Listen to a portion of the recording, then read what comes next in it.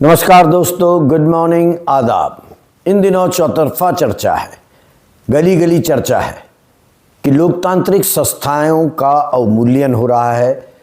भारतीय लोकतंत्र के जो स्तंभ कहलाए जाते हैं, चाहे वो न्यायपालिका हो, चाहे वो कार्यपालिका हो या चाहे वो मीडिया हो, सभी अपने दायित्वों को सही तरीके से नहीं निभा रहे हैं। ऐसा देश के एक बहुत बड़े वर्ग का मानना है और विपक्षी दल इस मुद्दे को लगातार उठाते रहे हैं। दूसरी तरफ कुछ ऐसे भी हैं जो कह रहे हैं कि लोकतांत्रिक संस्थाओं पर जानबूझकर हमला किया जा रहा है। आपने देखा, अभी कुछ दिन पहले ही 272 सेवानिवृत्त जजों ने, सैन्य अधिकारियों ने, नौकरशाहों ने एक पत्र लिखा, जिस पत्र में उन्होंने नेता विपक्ष राहुल गांधी पर गंभीर आरोप लगाए कि बगैर तथ्यों के वे चुनाव आयोग व अन्य संस्थाओं को कटघरे में खड़ा कर रहे हैं। ऐसे समय में ये जरूरी हो जाता है कि हम इन संस्थाओं का मूल्यांकन करें, यहाँ बैठे मुख्य लोगों का मूल्यांकन करें। तो चलिए आज बात करते हैं देश के मुख्य न्यायाधीश रहे बी.आर. गवई के कार्यकाल की। भारत के 52वें मुख्य न्यायाधीश के रूप में न्यायमूर्ति बी.आर. गवई का कार्यकाल बहुत छोटा था, केवल 6 महीने का। लेकिन ऐसा नहीं है कि उनकी भूमिका महत्वहीन रही या उनके समय में कुछ ऐसा नहीं हुआ जिसे इतिहास याद रखे।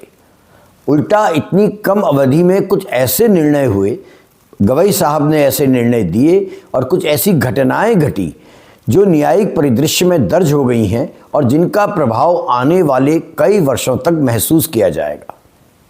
भारतीय लोकतंत्र की संवैधानिक संरचना, संघवाद, पर्यावरण के प्रति उसका दृष्टिकोण, न्यायिक स्वतंत्रता और नागरिक अधिकारों से जुड़े कई बड़े प्रश्न गवई साहब के कार्यकाल में सामने आए, उनके समक्ष आए और इनमें से कुछ फैसले उन्होंने ऐसे दिए जिसमें हम उनकी निश्चित ही प्रशंसा कर सकते हैं। लेकिन उनके कुछ फैसले बेहद विवादित रहे हैं और कुछ ऐसे हैं जिनसे यह सवाल खड़ा होता है कि क्या न्यायपालिका वास्तव में अपनी उस स्वतंत्र और नैतिक ऊंचाई पर कायम है जिसकी मिसाल आपातकाल के काले काल में न्यायमूर्ति हंसराज खन्ना ने स्थापित की थी। न्यायमूर्ति गवई के कार्यकाल में सबसे महत्वपूर्ण मुद्दा या सबसे तीखी बहस उस फैसले को लेकर हो रही है जिसमें सुप्रीम कोर्ट के 5 सदस्यीय पीठ ने राज्यपालों को विधेयकों पर अनिश्चित काल तक विचार करने का व्यापक विवेक दे दिया है। आपको याद होगा, याद नहीं है तो पढ़िए, समझिए कि 2 न्यायाधीशों की पीठ ने, उच्चतम न्यायालय के ही 2 न्यायाधीशों की पीठ ने पहले कहा था, निर्णय दिया था कि किसी भी स्थिति में कोई गवर्नर, किसी भी प्रदेश का गवर्नर 3 महीने से अधिक समय तक राज्य विधानसभा द्वारा पारित विधेयक को लंबित नहीं रख सकता है। और ये भी इस निर्णय में कहा गया था कि यदि 3 महीने में राज्यपाल महोदय निर्णय नहीं लेते हैं तो उसे उनकी डीम्ड एसेंट मान लिया जाएगा। यानी कि यदि 3 महीने के भीतर राज्यपाल या तो उस विधेयक पर अपना दस्तखत करें या वापस उसको सरकार के पास भेजें, अन्यथा यह मान लिया जाएगा कि राज्यपाल को कोई भी ऑब्जेक्शन नहीं है, उन्होंने मान्यता दे दी है उस विधेयक को। यह निर्णय राज्यों की विधायिका और उनके द्वारा चुनी गई सरकार के कामकाज को रोकने से, डिले होने से बचाता था। लेकिन न्यायमूर्ति गवई की अध्यक्षता वाली एक बड़ी पीठ ने इस फैसले को पलट दिया और कहा कि संविधान गवर्नर्स को जो लचीलापन और विवेक देता है, वहां पर अदालत समय सीमा नहीं थोप सकती है। इस निर्णय ने राज्यपालों को एक बार फिर से असीमित समय तक विधेयकों को लटकाने का अधिकार दे दिया है। आप सब जानते हैं, जहां जहां पर विपक्ष की सरकारें हैं, आज नहीं कांग्रेस के समय से ही, वहां पर गवर्नर जो होने को तो राष्ट्रपति द्वारा नियुक्त होते हैं, वे कभी भी स्वतंत्र रूप से कार्य नहीं करते हैं और केंद्र सरकार के इशारे पर कार्य करते हैं।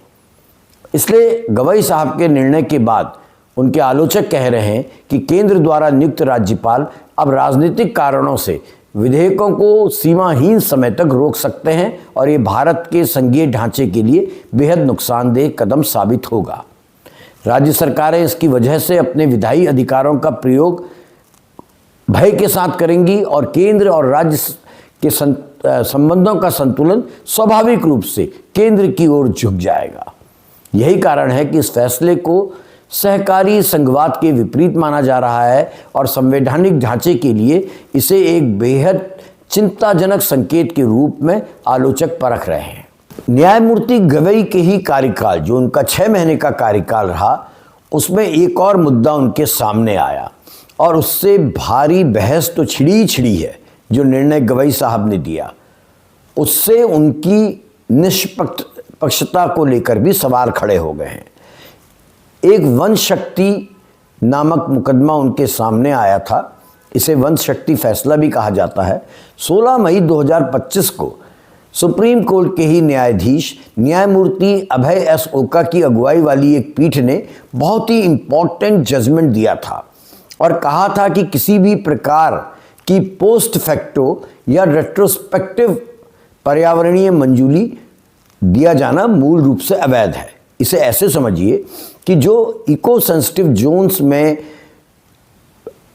चीज़ें लगती हैं, उद्योग धंधे लगते हैं, गतिविधियां होती हैं व्यावसायिक, उनके लिए पहले इन्वायरमेंटल क्लियरेंस लेना आवश्यक है कि क्या इन्वायरमेंट को इन गतिविधियों से कोई नुकसान तो नहीं होगा।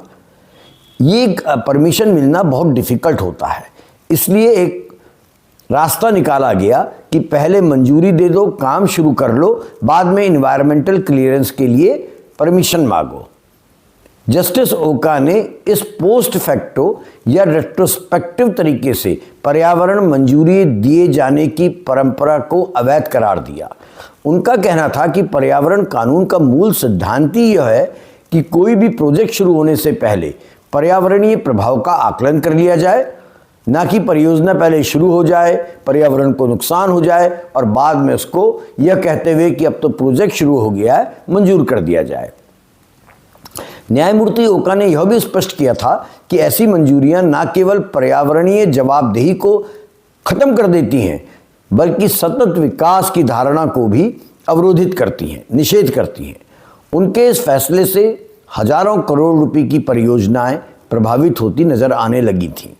बड़े बड़े उद्योगपतियों की, ऐसे उद्योगपति जो कथित तौर पर केंद्र सरकार के करीबी हैं, उनकी परियोजनाओं पर कुप्रभाव पड़ा। मैं कुप्रभाव शब्द उद्योगपतियों के दृष्टिकोण से कह रहा हूँ।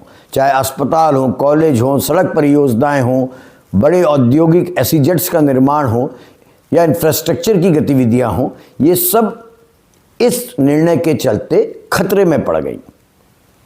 लेकिन यह निर्णय बहुत ही प्रोग्रेसिव निर्णय था।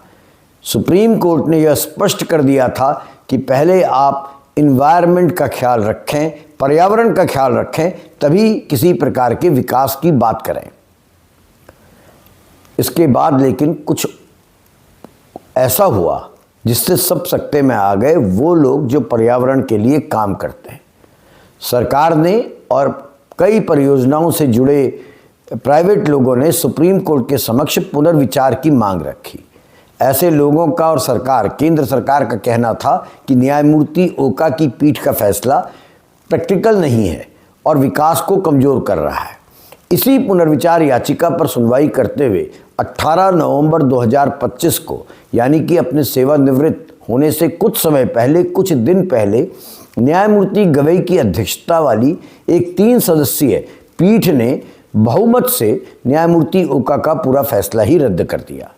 इस पुनर्विचार पीठ ने कहा है कि कई परिस्थितियों में रेट्रोस्पेक्टिव मंजूरी असाधारण परिस्थितियों में दी जा सकती है और अदालत को यह समझना चाहिए कि कई परियोजनाएं सार्वजनिक हित के लिए लागू की जाती हैं, जिनमें देरी तकनीकी कारणों से हो सकती है। गवई की पीठ ने यह भी कहा है कि पर्यावरण कानून का उद्देश्य व्यवहारिक प्रशासनिक जरूरतों, प्रैक्टिकल एडमिनिस्ट्रेटिव नीड्स को पूरी तरह काट कर नहीं देख सकता है। इसी पीठ में जस्टिस उज्जैल भोयान भी थे। उन्होंने असहमति दर्ज कराई और उन्होंने तीखी टिप्पणी की है कि यह फैसला पर्यावरणीय न्यायशास्त्र को कई वर्ष पीछे धकेल देगा और इससे प्रिकॉशनरी प्रिंसिपल जैसी मूल अवधारणा कमजोर हो जाएगी। यह विरोध इतना तीखा है कि इस पूरे फैसले को विवादों के केंद्र में ला दिया गया है। पर्यावरण कार्यकर्ता और कई वरिष्ठ वकील इसे पूंजी के दबाव के समक्ष दिया गया फैसला करार दे रहे हैं। न्यायमूर्ति ओका के फैसले को पलटना न्यायमूर्ति गवई के पूरे कार्यकाल में एक बहुत बड़ी कंट्रोवर्सी के रूप में इतिहास हमेशा याद रखेगा। गवई साहब का एक फैसला और है जो निश्चित तौर पर व्यापक प्रशंसा का पात्र है। यह फैसला है बिना नोटिस या सुनवाई के संपत्तियों को बुलडोजर से गिराने की जो एक प्रैक्टिस बन गई है। कई स्टेट गवर्नमेंट जरा सी कोई घटना हुई, विशेषकर अल्पसंख्यक समाज के लोगों के द्वारा कोई आंदोलन किया गया, प्रदर्शन किया गया या किसी भी प्रकार से वो कानून के दायरे में आए, तो उसमें कई राज्य सरकारें बुलडोजर लेकर पहुंच जाती हैं। इसकी शुरुआत उत्तर प्रदेश के मुख्यमंत्री श्री योगी आदित्यनाथ के यहाँ से हुई। बुलडोजर बाबा के नाम से वो पहचाने जाते हैं। ऐसे मामलों में न्यायमूर्ति गवई ने कठोर टिप्पणी की, इतनी कठोर टिप्पणी की है कि इसे कानून विहीन राज्य की निशानी बताया है और माइट इज राइट के दर्शन करार देते हुए इसकी कड़ी निंदा करी। बल्कि प्रशासन को भी उन्होंने स्पष्ट निर्देश जारी किए। सुप्रीम कोर्ट की यह भाषा बहुत मजबूत है और इस फैसले का नैतिक महत्व भी बहुत बड़ा है। लेकिन समस्या वहीं की वहीं है। ऐसे लोग जिनको बिना नोटिस दिए, बिना कोई प्रॉपर कानूनी प्रक्रिया अपनाए नुकसान पहुंचाया गया, जिनके घरों को तोड़ दिया गया कि उनका भाई या उनका पिता या उनका कोई रिश्तेदार किसी आपराधिक मामले में शामिल था, इसलिए इनका घर बुलडोजर से तोड़ दो, ऐसे पीड़ितों को सुप्रीम कोर्ट के निर्णय के बावजूद अभी तक कोई मुआवजा नहीं मिला है और ना ही ऐसा काम करने वाले अधिकारियों पर कोई कार्यवाही अभी तक हो पाई है। और आप देख रहे हैं आज भी बुलडोजर को पूरी शिद्दत के साथ राज्य सरकारें इस्तेमाल कर रही हैं। फिर भी इस फैसले को नैतिक रूप से बहुत ऊंचा करार दिया जाएगा, चाहे इसके परिणाम अभी आने बाकी क्यों ना हो। न्यायमूर्ति गवई के कार्यकाल में एक और बहस कोलिजियम प्रणाली को लेकर भी। उनके नेतृत्व में कोलिजियम ने एक ऐसे न्यायाधीश को सुप्रीम कोर्ट के लिए चुना जिसकी अखिल भारतीय सीनियरिटी लिस्ट में रैंकिंग 57वें नंबर में थी, 57 नंबर में थी। कोलिजियम के भीतर ही एक अन्य वरिष्ठ न्यायाधीश ने इस निर्णय का भरपूर विरोध किया है और उन्होंने कहा है कि ये जो निर्णय कोलिजियम ने लिया कि एक इतने जूनियर न्यायाधीश को सीधे सुप्रीम कोर्ट में अपॉइंट कर दिया, ये बहुत गलत है। उन्होंने यह भी अपनी जो टिप्पणी दी उसमें कहा है कि रीजनल बैलेंस को बिगाड़ने का काम किया है और कोलिजियम की विश्वसनीयता इससे कमज़ोर हो गई है।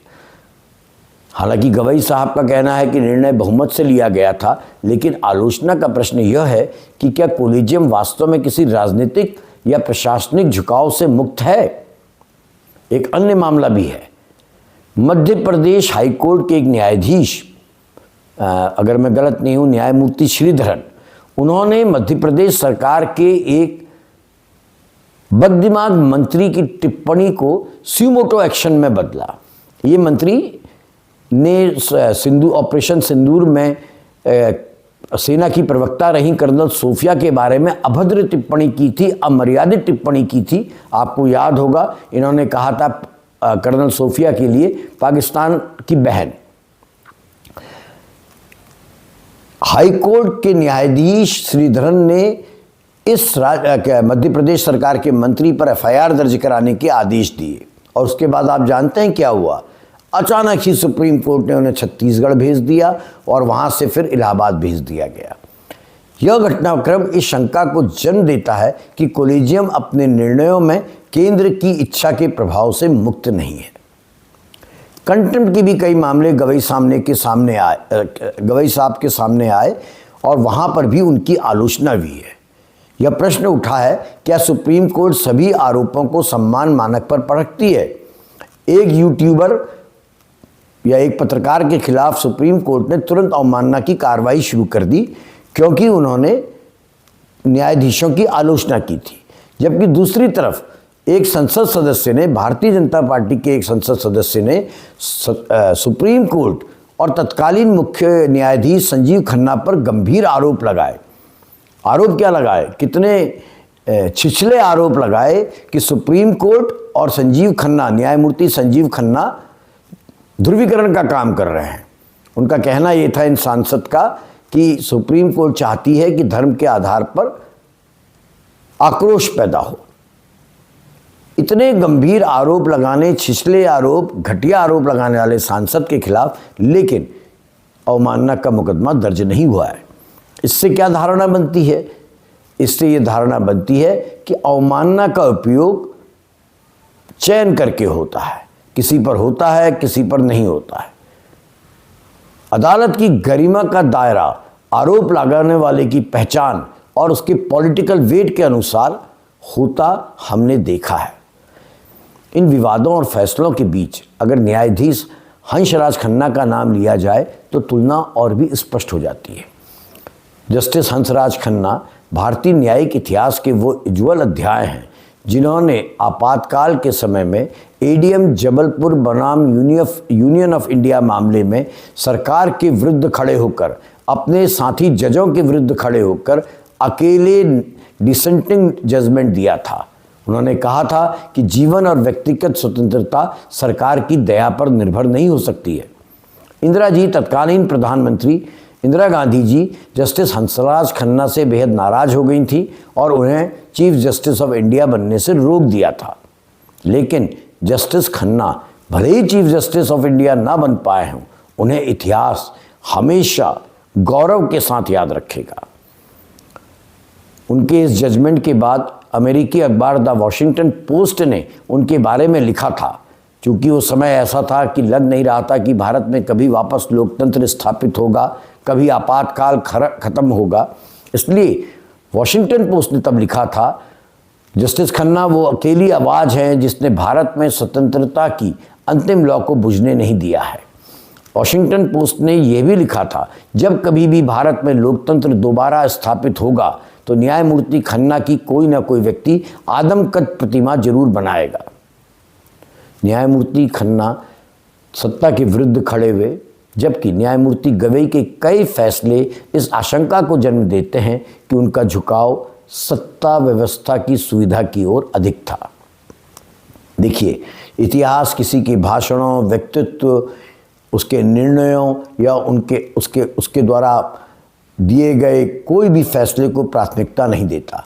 वह केवल यह दर्ज करता है कि किसने संविधान की आत्मा को मजबूत किया और किसके फैसलों ने शक्ति संतुलन को किस दिशा में धकेला।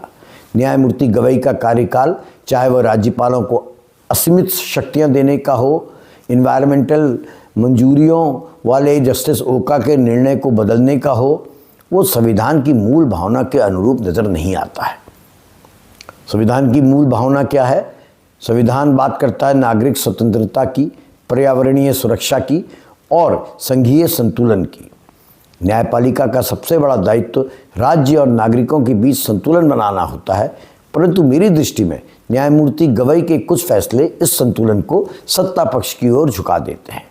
इसलिए यह कहना गलत नहीं होगा कि इतिहास न्यायमूर्ति गवई को हंसराज खन्ना की श्रेणी में कतई नहीं रखेगा। न्यायमूर्ति हंसराज खन्ना ने भारतीय लोकतंत्र की रीढ़ को बचाया और संवैधानिक मूल्यों के लिए अपने प्रमोशन को, अपने पद तक को बलिदान कर दिया। जबकि न्यायमूर्ति गवई का कार्यकाल अधिकतर ऐसे फैसलों के लिए पहचाना जाएगा जिनकी दिशा सत्ता, प्रतिष्ठान और प्रशासनिक व्यवहारिकताओं के अनुरूप रही। उनका समय न्यायपालिका के इतिहास में एक विवादित, मिश्रित और आलोचनात्मक अध्याय के रूप में दर्ज होगा, न कि लोकतंत्र रक्षा के स्वर्णिम अध्याय के रूप में, जैसा कि न्यायमूर्ति हंसराज खन्ना का नाम स्थायी रूप से दर्ज है।